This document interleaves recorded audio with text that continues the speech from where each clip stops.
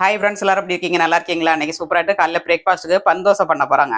வெஜிடபிள்லாம் போட்டு பந்தோசை பண்ண போகிறேன். எப்படி பண்ணுறதுன்னு பார்க்கலாம். வீடியோ கடைசி வரை ஸ்கிப் பண்ணால் பாருங்கள். வீடியோ உங்களுக்கு பிடிச்சிருந்துன்னா லைக் பண்ணுங்கள், ஷேர் பண்ணுங்கள், கமெண்ட் பண்ணுங்கள், சப்போர்ட் பண்ணுங்கள். எங்கள் சேனலுக்கு முதல் முறையாக பார்க்கறதா இருந்தால் ரொம்ப டேஸ்டியாக இருக்குங்க. பந்தோசை வந்து காலையில் பிரேக்ஃபாஸ்ட்டுக்கு, நைட்டு டின்னருக்கு பண்ணலாம். எப்படி பண்ணுறதுன்னு பார்க்கலாம். இதுக்கு தேவையான பொருள்லாம் கட் பண்ணி வச்சுருக்கேன். ரொம்ப நல்லாயிருக்கும். காய்கறி சாப்பிடாத குழந்தைருக்குலாம் அந்த மாதிரி தோசை பண்ணி கொடுங்க. பந்தோசை சூப்பராக சாப்பிடுவாங்க. தேவையான பொருட்களை பார்க்கலாம். கருவேப்பிலை, மிளகாய், மல்லித்தழை, இஞ்சி துருவி வச்சுருக்கேன். பட்டாணி கொஞ்சம் வேக வச்சு வச்சுருக்காங்க. ஃப்ரெஷ்ஷான பட்டாணி தான், கொஞ்சம் வேக வச்சு வச்சுருக்கேன். அப்புறம் வெங்காயம், கேரட்டு, தக்காளி, கேப்சிகம் இதெல்லாம் போட்டு தான் இன்றைக்கி பண்ண போகிறேன். இதை எப்படி பண்ணுறதுன்னு பார்க்கலாம். இதுக்கு வந்து ஒரு தேங்காய் சட்னி வைக்கணுங்க. தேங்காய் சட்னி வந்து ரொம்ப நல்லாயிருக்கும். கார சட்னி நல்லாயிருக்கும். எல்லாத்த விட தேங்காய் சட்னி சூப்பராக இருக்கும். காலையில் பிரேக்ஃபாஸ்ட்டுக்கு தோசை மாவு, இட்லி மாவு இல்லைன்னு கவலைப்படாதீங்க. இந்த மாதிரி பிரேக்ஃபாஸ்ட் பண்ணுங்கள். டிஃப்ரெண்ட்டாக பண்ணி கொடுங்க. டெய்லி ஒரே தோசை, சப்பாத்தி, இட்லின்னு பண்ணி கொடுக்காம டிஃப்ரெண்ட்டாக பண்ணி கொடுங்க. எல்லாருமே விரும்பி சாப்பிடுவாங்க, சின்னவங்கலேருந்து பெரியவங்க வரைக்கும். வாங்க இது எப்படி பண்ணுறதுன்னு பார்க்கலாம். தேவையான பொருட்களை நம்ம மிக்ஸ் பண்ணிடலாம். ஒரு அகலமான மிக்சிங் பவுல் எடுத்துக்கோங்க. 3/4 கப்பு ரவை எடுத்துருக்காங்க.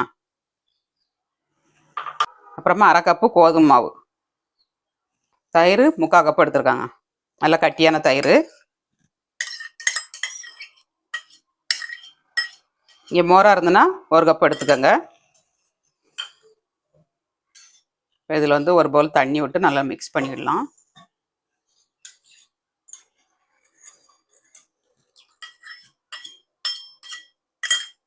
தண்ணி விட்டு மிக்ஸ் பண்ணியாச்சு. தேவையான அளவு உப்பு போட்டுக்கிடலாங்க. இது எல்லாத்தையும் நல்லா மிக்ஸ் பண்ணிடணும். ஒரு விஸ்க் வச்சு இல்லாட்டா ஒரு கரண்டி வச்சு நல்லா மிக்ஸ் பண்ணிக்கோங்க.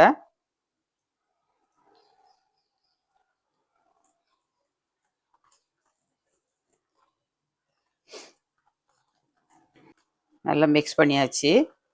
இன்னும் கொஞ்சம் தண்ணி ஊற்றிக்கிடலாங்க. இன்னும் கொஞ்சம் தண்ணி ஊற்றி மிக்ஸ் பண்ணிவிட்டு வெஜிடபிள்லாம் போட்டுக்கலாம். ரொம்ப தண்ணியாக மிக்ஸ் பண்ணக்கூடாது. ஏன்னா பந்தோசைக்கு வந்து கட்டியே தான் இருக்கணும். ரவை கொஞ்சம் ஊறுச்சுன்னா கொஞ்சம் திக்காகும். அதனால் கொஞ்சம் தண்ணி ஆட் பண்ணியிருக்கேன். இந்த மாதிரி நல்லா அடித்து மிக்ஸ் பண்ணிக்கிட்டோங்க. குழந்தைகளுக்கெல்லாம் ஸ்கூலுக்கு லஞ்சுக்கு பண்ணி கொடுத்து விடுங்க. நல்லா புசு புசுன்னு இருக்கும் சாப்பிட்றதுக்கு. சிந்தாமல் சாப்பிட்டு வந்துடுவாங்க. இதுக்கு சைட் டிஷ் எதுவுமே தேவையில்லை. அப்படியே கொடுத்து விட்டீங்கன்னா போகிறோம், சாப்பிட்டு வந்துடுவாங்க. நல்லா மிக்ஸ் பண்ணியாச்சு. இது கூட தேவையான பொருள் வந்து தக்காளிங்க. ஒரு தக்காளி ஆட் பண்ணியிருக்கேன். தக்காளி ஆப்ஷன் தான், தேவைன்னா ஆட் பண்ணிக்கோங்க. அப்புறமா வெங்காயம், ஒரு வெங்காயம், பெரிய வெங்காயம். பட்டாணி அவிச்சி எடுத்த பட்டாணி. அப்புறமா கேப்சிகம், கேரட்டுங்க. ஒரு கேரட்டை துருவி வச்சுருக்கேன்.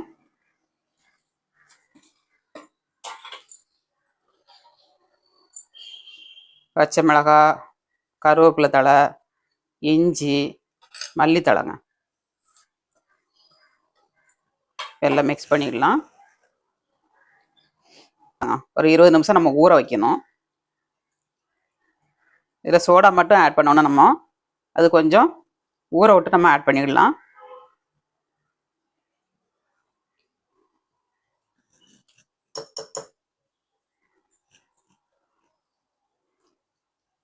ரவை வந்து நல்லா ஊறணும். 20 நிமிஷம் ஊறிட்டுனா உங்களுக்கு வந்து நல்ல ஃப்ளப்பியாக வருங்க. இந்த அளவுக்கு திக்காக இருக்கணுங்க.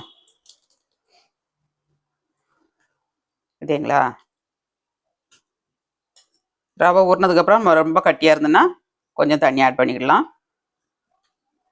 ஃபஸ்ட்டு ஊறட்டும். ஒரு சட்னி அரைச்சிக்கலாம் நம்ம. இப்போ சட்னிக்கு வந்து தேவையான பொருள் வந்து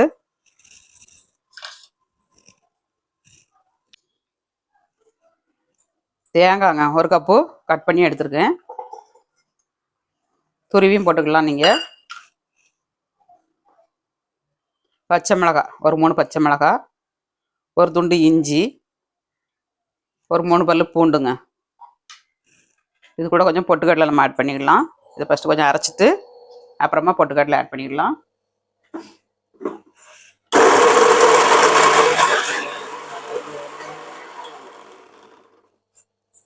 இப்போ நம்ம பொட்டுக்கடலை ஆட் பண்ணிடலாம்.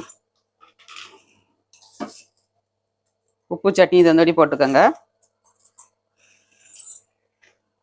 அப்புறமா பொட்டுக்கடலையும் ஆட் பண்ணிடலாம்.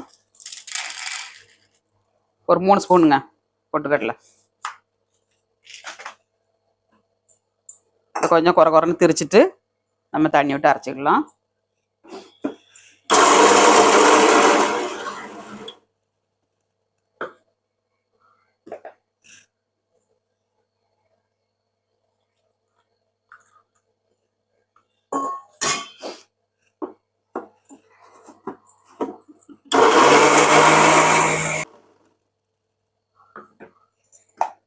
நல்லா அரைஞ்சிருச்சு. இது ஒரு பவுலில் ஆட் பண்ணிடலாம்.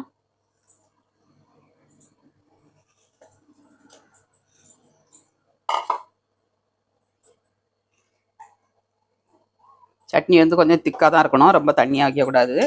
பருப்பு தோசைக்கு வந்து நம்ம அடை தோசைக்கெலாம் அரைப்போம் பாருங்க, அடை தோசைக்கு சட்னி வைக்க மாதிரி தான் வைக்கணும்.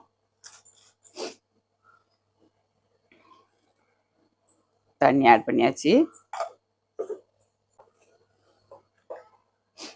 சூப்பராகிட்டு சட்னி ரெடி ஆயிடுச்சுங்க. இதுக்கு ஒரு தாளசம் பண்ணிடலாம். ஒரு கடாய் அடுப்பில் வச்சாச்சு தட்டி நாளைக்கிறதுக்கு. அடுப்பை ஆன் பண்ணியாச்சு. கொஞ்சம் எண்ணெய் ஆட் பண்ணிடலாம்.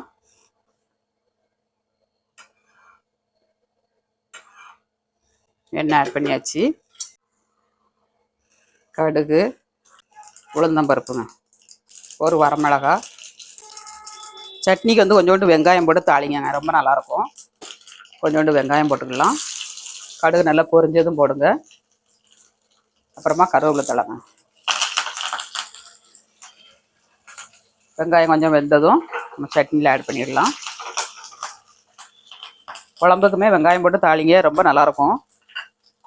கொஞ்சோண்டு போட்டால் அப்புறம் 2 சின்ன வெங்காயத்தை கட் பண்ணி போடுங்க, நல்லா மணமாக இருக்குங்க குழம்பு வந்து. சிலவங்களுக்கு வந்து குழம்பு எவ்வளோ நல்லா வச்சாலும் நல்லாவே வராது, டேஸ்ட்டே வரமாட்டேக்கு அப்படின்னு சொல்லி சொல்லுவாங்க. அதுக்கு நம்ம என்ன பண்ணணும்னா, ஒரு கத்தியை வந்து நல்லா அடுப்பில் பழுக்க வச்சுக்கணுங்க. கத்தியை வந்து நல்லா பழுக்க வச்சுட்டு இந்த மாதிரி ரிப்பனாக இருக்குது பாருங்கள், இந்த மாதிரி வந்து நம்ம நல்லா ஹீட் பண்ணிடணும். ஹீட் பண்ணிவிட்டு நம்ம குழம்புல விட்டுறணுங்க. குழம்புல விட்டுறணும். நல்லா ஹீட்டான முறை விட்டுட்டேன்னா அந்த திஷ்டி இதெல்லாம் இருந்துன்னா போயிருங்க. குழம்புல சட்னியில் ஊற்றிடலாம்.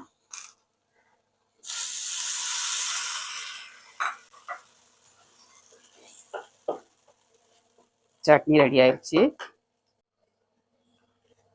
யாருக்காவது நம்ம குழம்பு வச்சு கொடுத்துருப்போம், அதில் என்னைக்கா யாராவது நம்ம வீட்டில் வந்து சாப்பிட்டு என்ன டேஸ்ட்டாக இருக்குது அப்படின்னு சொல்லி சொல்லிட்டாங்கன்னா அந்த குழம்பு மறுநாள் நமக்கு நல்லா இல்லாமல் போயிருங்க.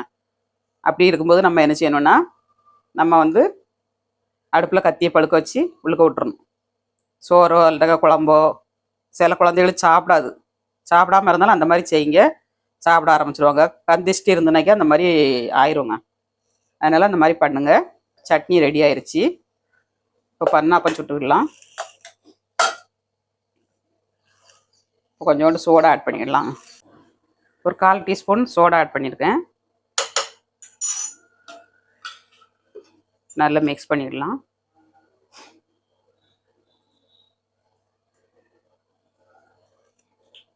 மாவு நமக்கு கரெக்டான பதத்துக்கு தாங்க இருக்குது, தண்ணி எதுவும் ஆட் பண்ணான்னா அப்படியே சுட்டு எடுக்கலாம்.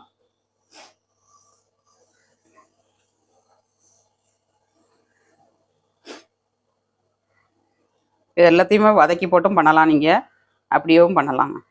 காய்கறியெல்லாம் இந்த மாதிரி கடாயிலையும் ஊற்றலாங்க. கறி தாளிக்க கடாய் இருக்குது பாருங்க, இதுலேயும் நம்ம ஊற்றி எடுக்கலாம். பன்னாப்போ வந்து ஆப்பா கடாயிலையும் ஊற்றலாம். அப்புறம் உருக்கு சட்டி இருக்குது பாருங்க, ஆப்பஞ்சுடுத சட்டி, இரும்பு சட்டி, அந்த சட்டிலையும் ஊற்றலாம். நாளைக்கு ஆப்பா கடாயில் தான் ஊற்ற போகிறேன். மாவு தயாராகிடுச்சுங்க. இந்த மாதிரி ஆப்பா கடாயில் தான் ஊற்ற போகிறேங்க. இதில் ஊற்றி எடுத்துக்கலாம். மாவில் வந்து கொஞ்சோண்டு ஒரு 1/4 டீஸ்பூன் மஞ்சள் தூள் ஆட் பண்ணிடலாங்க, மறந்துட்டேன். மஞ்சள் தூள் ஆட் பண்ணுங்க, நல்லா பார்க்கறதுக்கு அழகாக இருக்கும். மஞ்சள் தூள் வந்து சாப்பாட்டில் எதுலனாலும் சேர்த்துக்கிடலாங்க, ரொம்ப நல்லது உடம்புக்கு.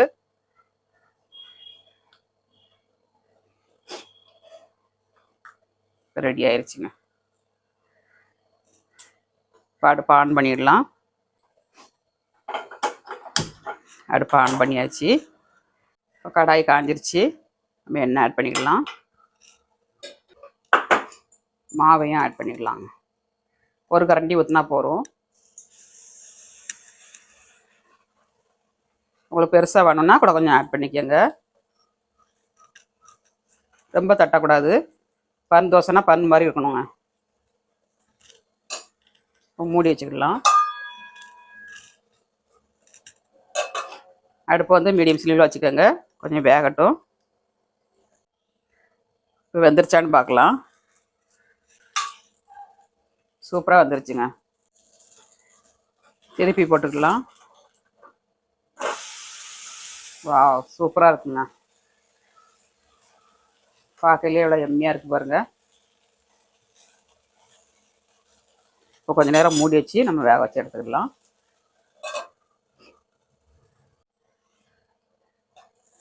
இப்போ நல்லா வெந்துருச்சு. நம்ம எடுத்துக்கலாம்.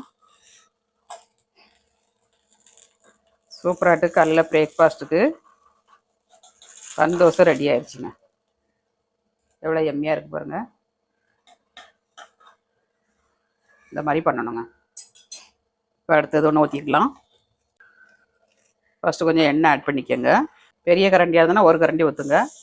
நான் ஒரு 1.5 கரண்டி ஊற்றிருக்கேன்.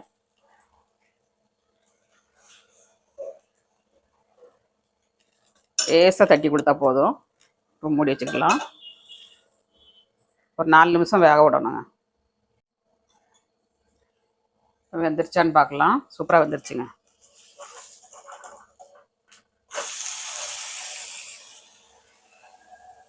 மூடி வச்சுக்கலாம். 2 நிமிஷம் வேகட்டும். இப்போ வெந்துருச்சுங்க. நம்ம எடுத்துக்கலாம்.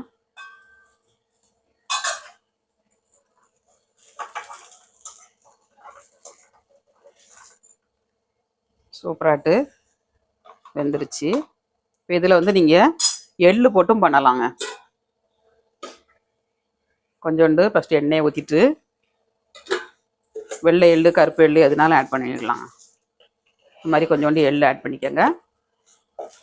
ஆட் பண்ணிவிட்டு நம்ம மாவு அதில் ஊற்றிடணும்.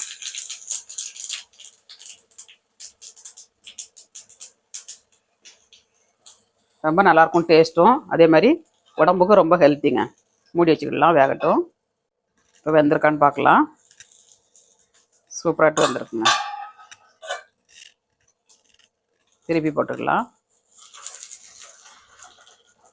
எள்ளு போட்டோன்னா பார்க்கறதுக்கு எவ்வளோ அழகாக இருக்கு பாருங்க. கொஞ்ச நேரம் வேகட்டும். இப்போ எடுத்துக்கலாம். சூப்பராக வெந்துருச்சுங்க. எடுத்துக்கலாம். எள்ளு போட்டோன்னா பார்க்கறதுக்கே இவ்வளோ அழகாக இருக்கு பாருங்க. நல்லா கிறிஸ்பியாட்டு மொறுமொறுன்னு டேஸ்டியாக இருக்குங்க. அவ்வளோதாங்க. ஈஸியான முறையில் பன் தோசை பண்ணியாச்சு. இப்போ பன் தோசையும் சட்னியும் ரெடி ஆயிடுச்சுங்க. சட்னி வச்சு நம்ம சாப்பிட்டு பார்க்கலாம்.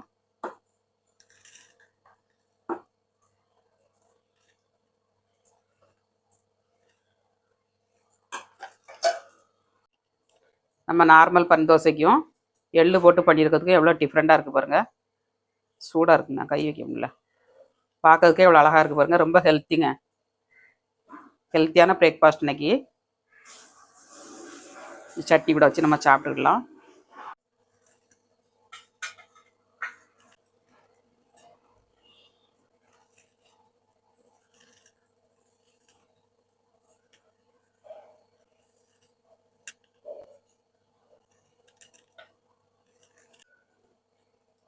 இன்றைக்கி சூப்பரான பிரேக்ஃபாஸ்ட்டுக்கு இன்னைக்கு எங்கள் வீட்டில். வாங்க எல்லோரும் சாப்பிட்றதுக்கு பன் தோசை சாப்பிட்றதுக்கு.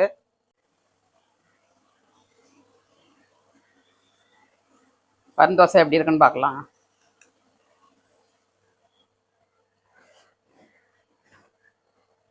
சூடாக இருக்குது.